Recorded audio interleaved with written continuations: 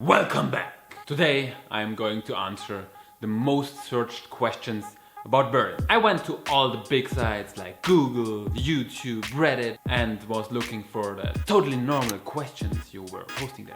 And in this video I'm going to answer the top 10 of those. Let's get started! The most frequent question was, why is Berlin the capital of Germany? Well, I didn't know the answer to that, so I had to look it up. But I know it now. To answer this question, we need to have a flashback into German history.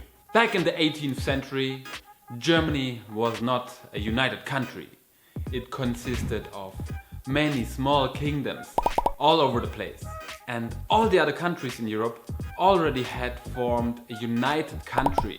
But Germany didn't. It was the last to do so. They did so in 1871. At that time, the biggest and mightiest state or kingdom was Prussia. And the capital of Prussia was Berlin. So Berlin just became the capital of the newly formed Germany. That's how it happened. Today, Berlin is still by far the biggest city in Germany, by size and by population. Next one is, why is Berlin so ugly? Who asked this question? Your point of view is ugly. Would you call this ugly? Or this? Or this? Didn't think so. No, Berlin has, as most other cities on the planet, pretty parts and ugly parts. But yeah, there is kind of more ugly parts than in other places. And the easiest explanation for that is the war. Because in the Second World War, most of Berlin was bombed away, so there were not many buildings left. And after the war was finished, they had to rebuild everything. And the most important thing at the time was not to build beautiful buildings again, but to build a lot of buildings as quick as possible for as cheap as possible. So all those houses which were built in the post-war era, yeah, they are fucking ugly. But it's okay, they did their job at the time. Today, nobody would build buildings like that anymore. And don't you dare call them ugly again. Okay, from the Jungle Studio, next question. Why is Berlin so dirty? And I think I have to confess here something. It is entirely my fault. I'm an addict. I can't stop eating those things. That's why Berlin is so dirty. Forgive me. But it's also due to the reason that people here, if they want to get rid of their old stuff, whatever it may be, a table, a couch, a fridge, they don't bring it to the dumpster or to the recycling place because that costs you time, money and effort. And many people also don't have a car here, so they decide to put it on the street. Someone lost their sofa on the street. And most of the time, someone else walks by who's interested in this. Because one man's trash is another man's treasure. I would say like 80% of the time things get picked up by someone, but 20% of the time it just stays there forever. I can understand to put certain things on the street like kitchen stuff, some clothing and even sofas. But mattresses? Come on, nobody's going to take a used mattress from the street. Additionally to that, Berlin has a huge lower class who most of the time have a higher tolerance towards dirt. Then we have, why is Berlin so different? Imagine this. Take a glamorous and culturally dynamic city, throw in a couple of devastating world wars and a Cold War, then build a wall that will divide it for 30 years, tear it down and start rebuilding the city with plenty of young crazy people in your backyard. There you have it. Easy. And it is for sure going to stay different because all the young people from the rest of Germany who don't really fit into the conventional Germany, who are a little bit crazy, a little bit weird, they all come here. There is not a place in Germany for them.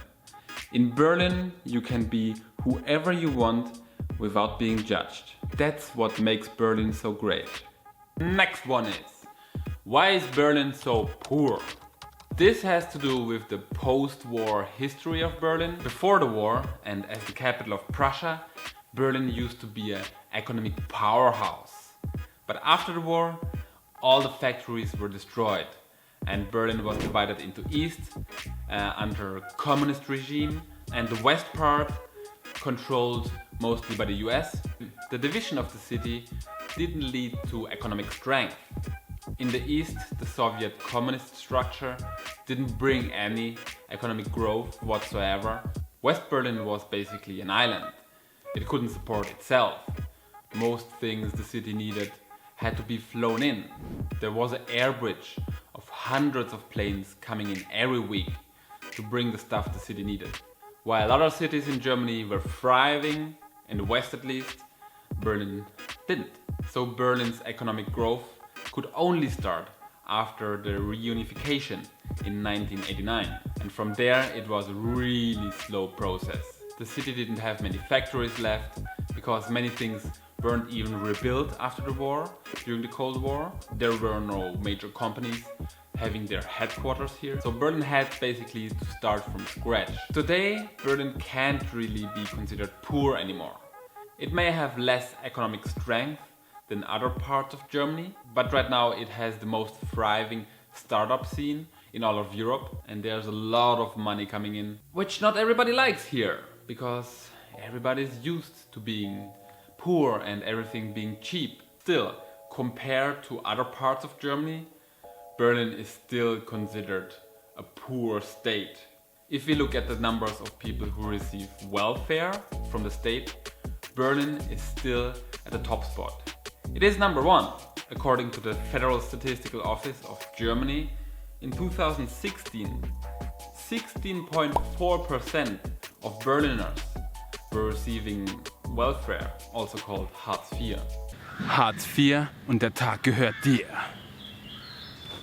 Whereas in Bavaria, the number is only 3.6%. That's a big difference. The reason for that is a whole different question. Either there are not enough jobs for everyone, or the people that are here are not qualified enough to get those jobs, or people just don't want to work here. It's probably a combination of all of those. But being poor is really a philosophical question, because one can be poor in money and materialistic stuff, but can be very wealthy in other things. Many people in Berlin are not in favor of the capitalist system. I rather am rich in the experiences I gather than in having money and materialistic things together. What am I gonna do with all this stuff when I'm dead anyway? It's a whole different approach of life that can't really be compared to each other. Next question we have. Why Berlin has bear? Berlin has bear as official symbol since 1280. But nobody remembers why. Because all documents that explain why bear are lost in fire in 1380.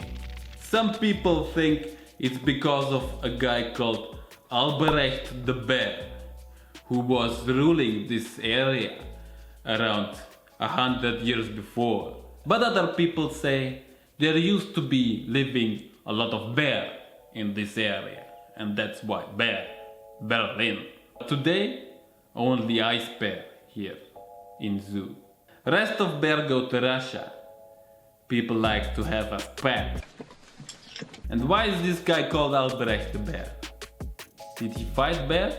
Or did he look like bear? What do you think? Which one's true? Next up is, why is Berlin so windy?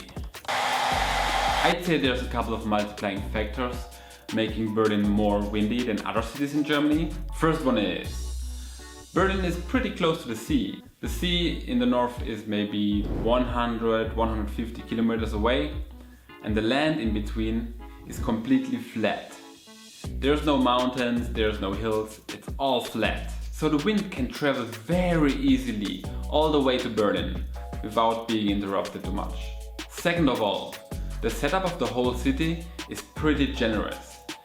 There are a lot of green spaces and the streets are super wide, so the wind can travel easily down those wide streets throughout the whole city.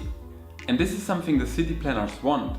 They're trying to implement a building arrangement that allows a good air circulation, so that in summer, when it's very hot, the air can travel easily out of the city, cooling it down. Because in summer it's getting too hot with all the concrete everywhere. Next question. Why is Berlin so popular? Oh, so many reasons. Where to begin? Compared to other capital cities in Europe or other cities in Germany, Berlin is still super cheap in comparison. Of course, prices have been rising here for the last 10 years extremely, but compared to London, London is at least 300% more expensive for everything, for rent, for food, for drinks. So that's a reason. Then there's the history part. Berlin has such a unique history. Which city was divided for 30 years into a capitalist part and a communist part and was then merged again? Being so cheap and diverse, it also attracts a lot of creative people. And you see this on the street, all the street art, the graffiti, and naturally those creative people attract more people who are interested and enjoy this kind of stuff. Thanks to that, Berlin has become a cultural melting pot as well. There's everything in abundance. High art, classical art, performance art, nightlife, you name it. And it's also the capital of Germany, which is a very safe country in terms of laws and human rights. So there's actually a lot of people coming here to seek refuge. Alright, we have now 8 out of 10 questions answered. 2 are missing. The other 2 require answers that are too long for this video. They need a separate video, which I will make soon. I hope you enjoyed this one. I'll be back.